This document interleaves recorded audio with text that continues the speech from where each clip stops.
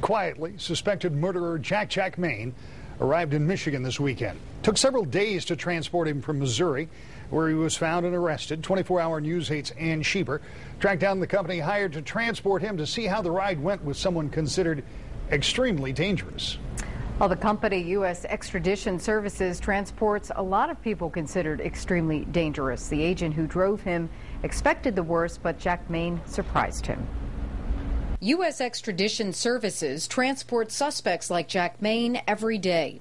Jacqmain was on parole when it is believed he stabbed to death a motel guest he didn't know in front of witnesses.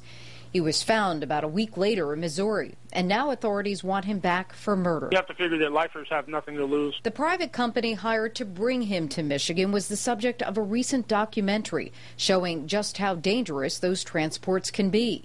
The video in this clip took a few days to shoot. Officers say this is business as usual.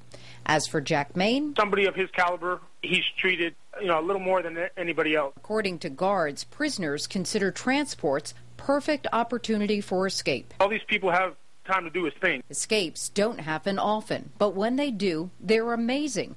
In May, in St. Joseph County, for example, a suspect wiggled out of his handcuffs to steal the police cruiser. Officers showed us later how difficult it is to break free of cuffs. Jacqmain was picked up last week. He traveled with 2 other prisoners. The agent placed Jacqmain up front, where he could keep a close eye on him and subdue him if necessary. For the 5-day trip, Jacqmain remained quiet.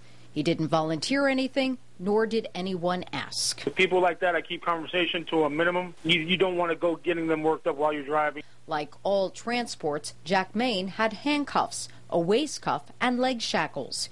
He was given little notice of his departure and given no opportunity for phone calls.